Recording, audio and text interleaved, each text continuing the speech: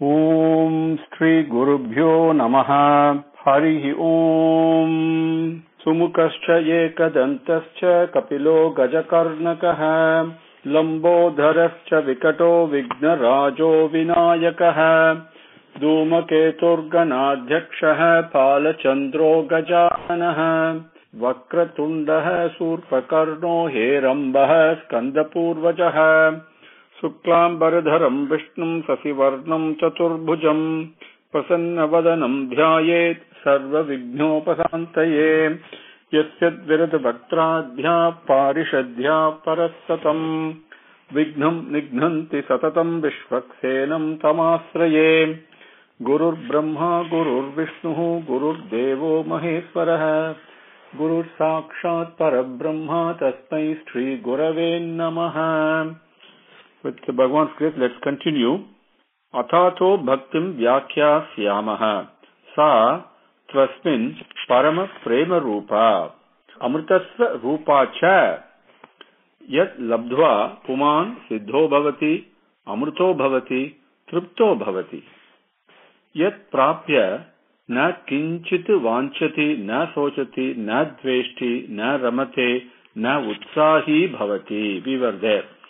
So, the nature of bhakti is such that, love for God is such that, the moment I turn to Bhagavan and I really start loving Him, even a tinge, even a little bit of prema towards Him, but selfless prema, that is very important.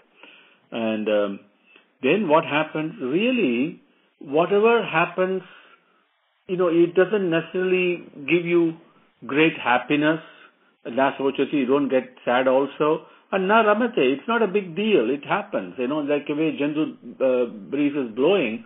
You all enjoy it, We're all here to enjoy as trustee of Bhagavan's creation. And na utsahi bhavati.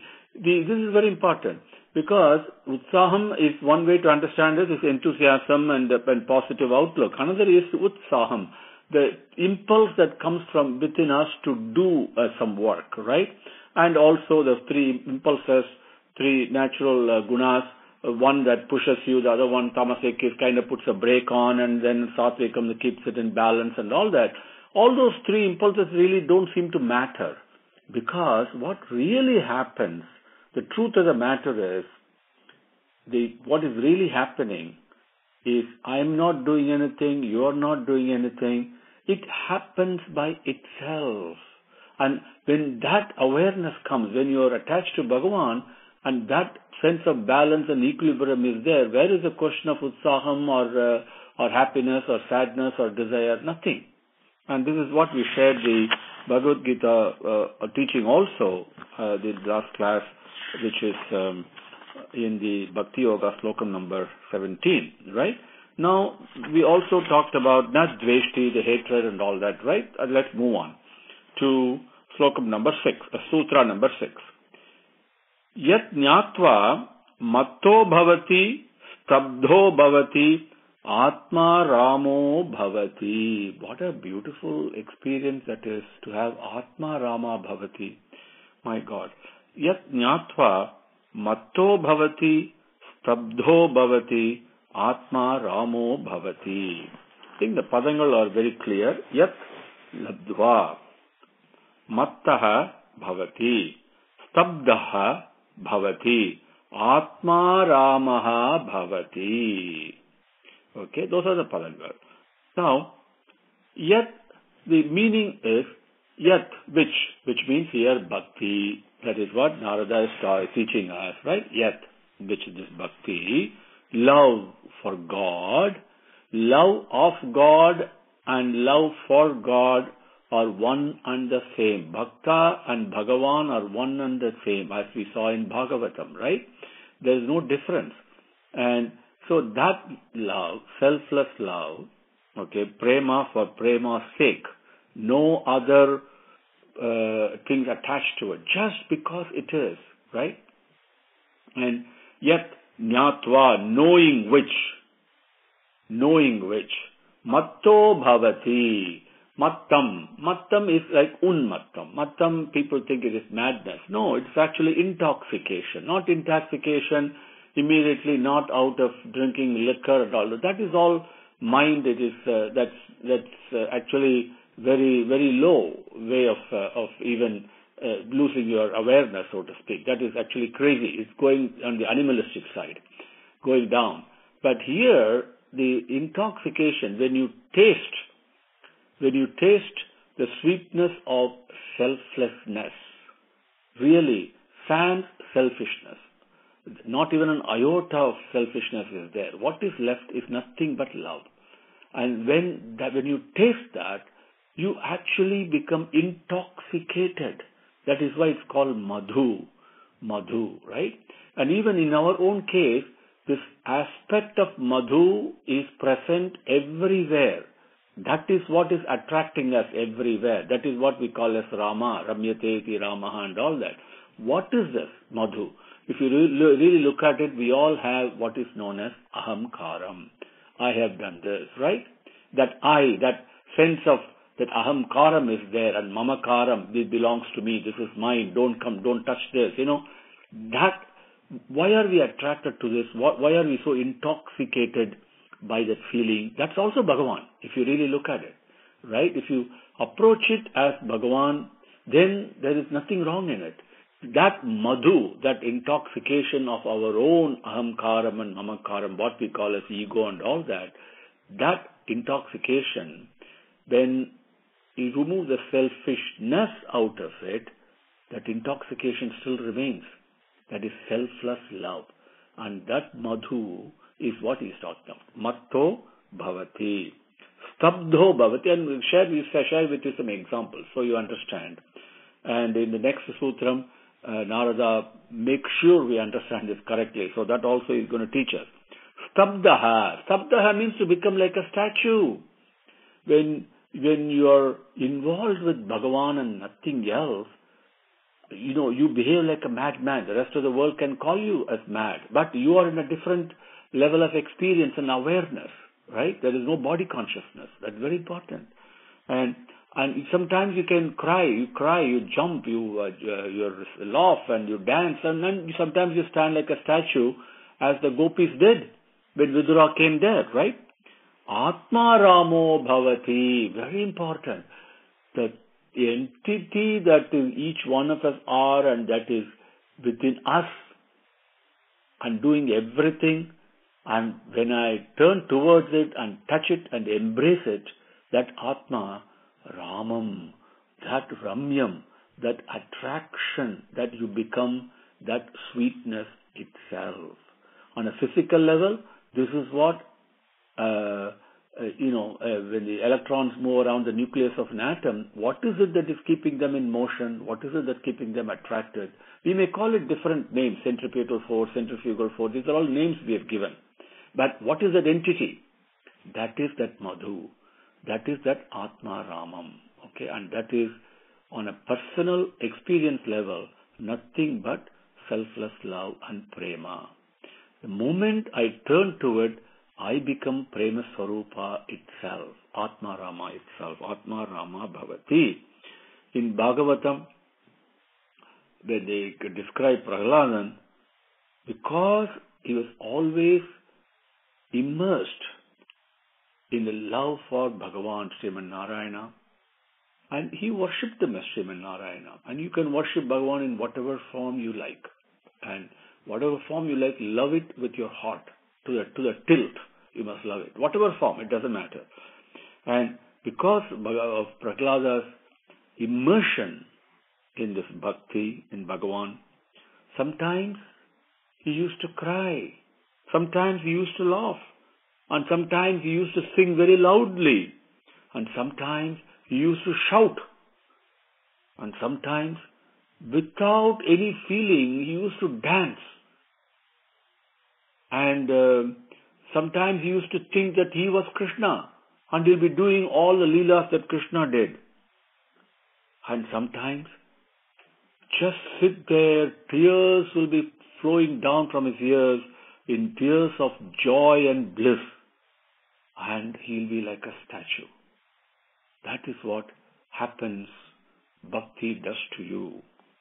The first word here is yat jnatva. If you look at the previous sutra, number 4, Yat Labdhva, and we talked about that. Labdhva, to gain bhakti. Moment you get bhakti, you get different gains. Profits come to you, gains here. Then next sutra, Narada said, Yat Prapya, after attaining what? But here, Yat Jnatva, he says, knowing that, not obtaining it, not gaining, but knowing it. What's the difference? Is there a difference between the words? Sanskritam, every word is carefully chosen. And we must understand and enjoy it to dive into the depth of the teaching from Narada. Just to begin to dive, knowledge is something, all the things we try to understand, what we call as knowledge, really they're all tinged and clothed with uncertainty, doubt. You can never be sure of what you understand. Impossible. You may understand something. Even in our education, we always define the boundaries within which we have to come up with understanding. The moment you remove the boundary, there is no way you can understand it. And whatever we understand, you think about it in your own personal life. Bhagavan bring him on a personal level, not to a book, textbook or anything. Very, very personal, most personal. On a personal basis, what are the things I understand? And then you ask yourself the question, how certain I am, how sure I am of my own understanding. You will find there are always doubts. There are always uncertainties. There are always limitations. But when you experience something, whatever that experience may be, that there is no doubt about it. There is no uncertainty about it. And that personal experience is what knowledge is all about. Knowledge, jnanam, is personal experience, not using your intellect. No, intellect has no role in gaining knowledge. Yet jnatva, knowing which means personally experiencing this selfless love, this prema, bhakti, whatever name I put it, after knowing that, after personally experiencing that, then you become intoxicated. Then you could become like a statue. And Atma Rama, you are in the bliss of your own self. And this is very important to understand. There is no difference between bhakti and jnanam. We've got to move away from our self-imposed limitations of saying Bhagavad Gita is Karma Yoga, Jnana Yoga and Bhakti Yoga. These are all nonsense. And people describe it according to their way of understanding. That's all. You should not fall into the trap. And no need to criticize or praise that. That is their way. But Bhagavan himself says there is no difference between Jnanam and Bhakti. There are so many Bhagavad Gita slokams where he says they are one and the same, appearing different. That's all. The examples I'll just quote for you, which you can jot down. If you look at chapter 7, slokams 14, 19, 29. Chapter 9, slokam number 13. Chapter 10, slokam 10 and 11. Chapter 11, slokam 54. Chapter 14, slokam number 26. Chapter 15, slokam number 19. And chapter 18, slokam number 54. Okay. And in chapter 1855, Bhagavan says, in the stage of highest devotion, he knows me, knows what in truth I am and who I am. That is what he says in slokam 55 in chapter 18. And that slokam, I'll read it to you among all the slokams I just quoted to you for your reference, because we should never get confused. Any confusion in our mind, we must remove it. Bhaktya mam abhijanati yavanyara chasmi tat pataha tato mam tatvato jnatva vishate Tad Anantaram. With this devotion, he understands and knows the truth about me and who I am. Then, after knowing that, he enters and becomes one with me. So, yat jnatva is a very important word. And matto bhavati. Let us look at that. There's some examples I promised you, right? Narada is not the only one who's describing bhaktas as being intoxicated. We know the story how the Gopikas lived. We know, right? Whether it is Rasalila or whether it is what Vidura himself experienced in near the Govardhana mountain and in the Vrindavan, and what he witnessed on that night when the lamps were being lit. We know all that. But again, Nammalvar also says, if men were drunk with the love for God, they had to dance like madmen in the streets. If they cannot do that, they are not love-smitten, is what he says.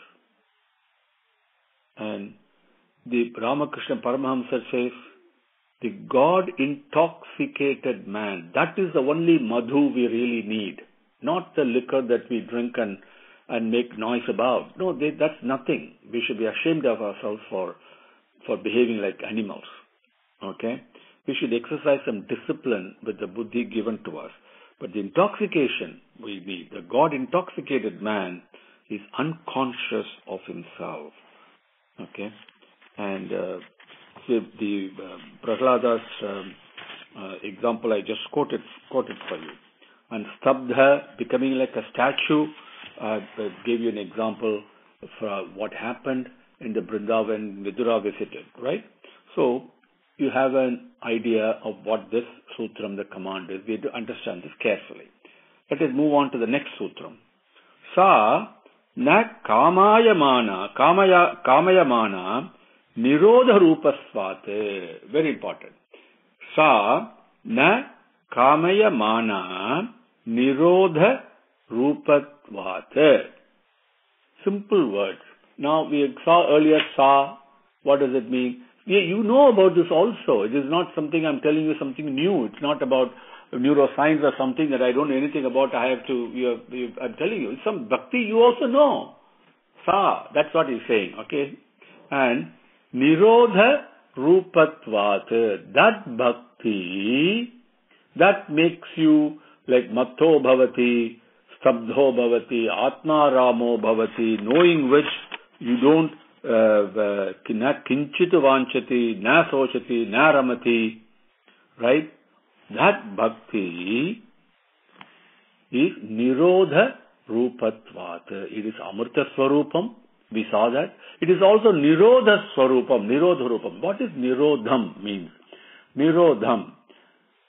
In Bhagavatam, in our earlier sessions, we may have covered this. Those of you who were there.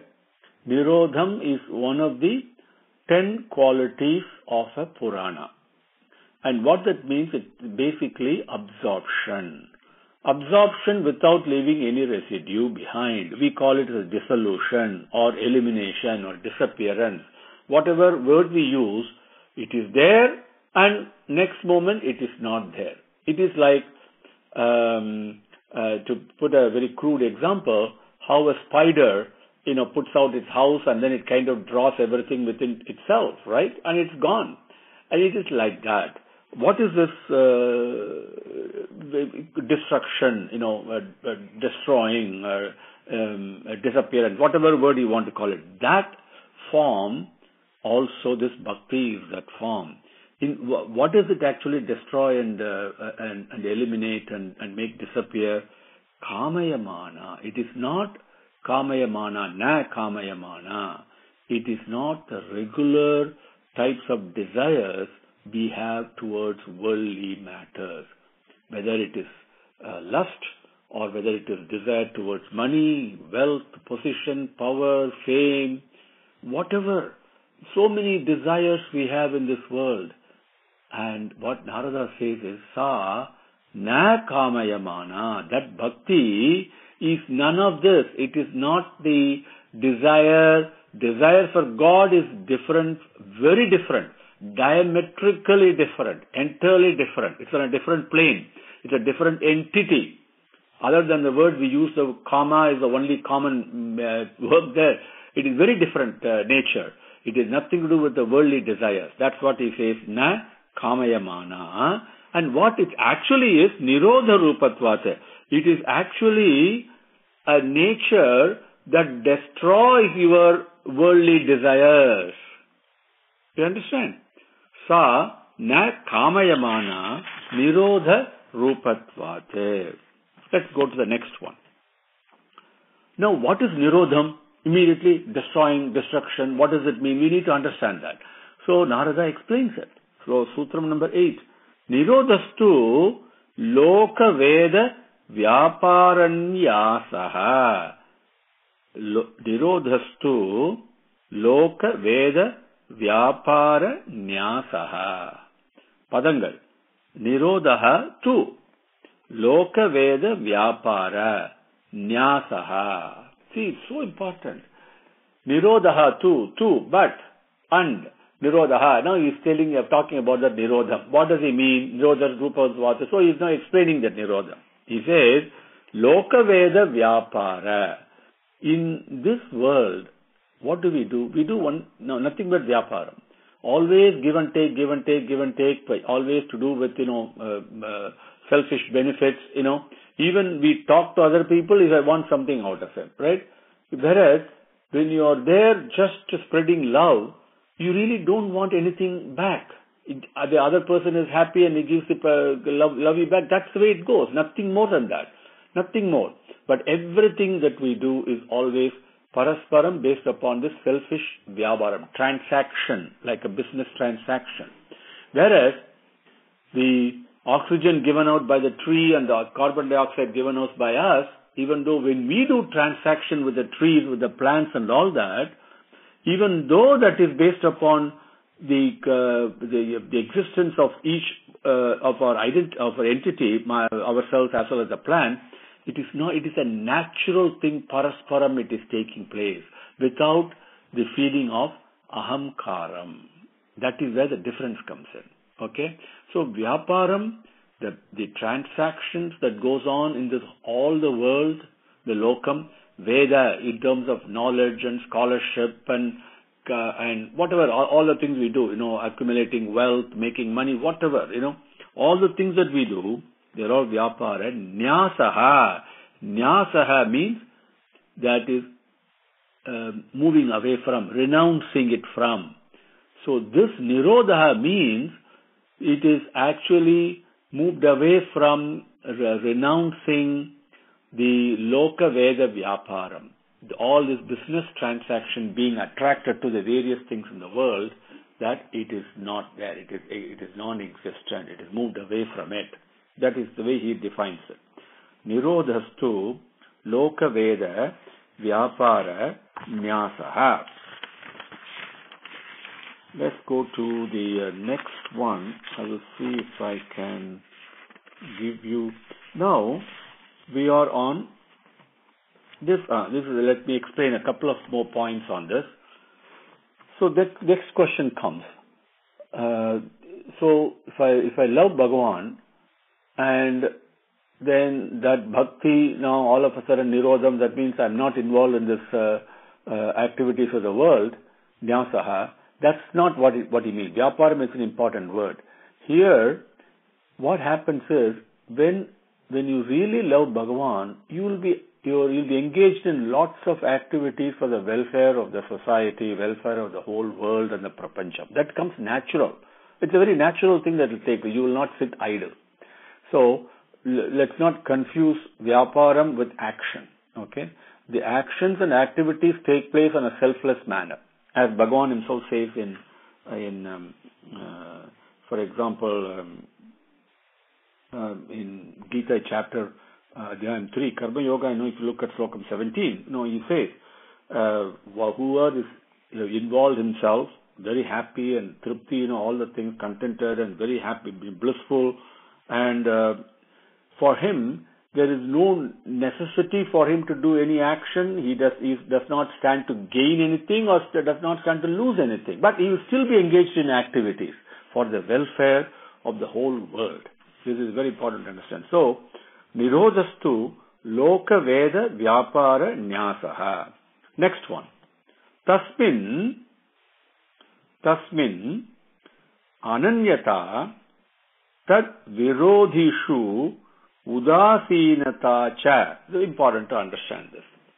Tasmin Ananyata Tad Virodhishu Udasinata Cha. The words are simple. Tasmin Ananyata Tad Virodhishu Udasinata Cha.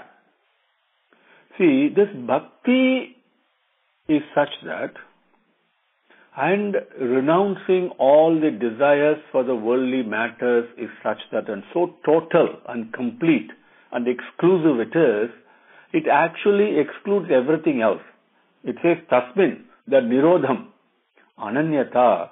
It is just not interested. It is such that quality of the nirodham is such that, the bhakti is such that it is not interested in anything other than Bhagavan's lotus feet. That's all. Eka bhakti, it says. That's what it is. Then not only that, tat virodhishu udasinata cha. That same bhakti for attachment to Bhagavan's lotus feet, loving God, is nature is such that, the nirodham is such that, anything that runs counter to or tries to pull it away, to discourage it, to putting obstacles in its way. You want satsang, but you get involved in company that are not satsang. All those things take place. That's virodhishu. Anything that's contrary and that is opposing to this flow of love towards God, then what does it do? Udasinata cha. When you have that bhakti, you are indifferent to it. You are not bothered. There is no reaction to you. When somebody says, no, don't do this, come this way, it's neither negative nor positive. You're absolutely indifferent to it. Udasinam. Because you're so focused on your journey towards the lotus feet and attaching yourself to it. So that's the nature of bhakti that Narada is describing. And he calls it a nirodham in this case, because nirodha rupas cha, right? Tasmin ananyata tad virodhishu udasinata cha. Well, let me read the next sutram and then we'll close for today. Anya srayanam tyago ananyata. Anya srayanam tyagaha ananyata. We'll cover that with Swami's grace tomorrow. Om Shri Gurubhyo Namaha. Harihi Om. Samastalokaha Sukhino Bhavantu. Samastalokaha Sukhino Bhavantu. Samastalokaha Sukhino Bhavantu. Om Shanti Shanti Shanti. Harihi Om.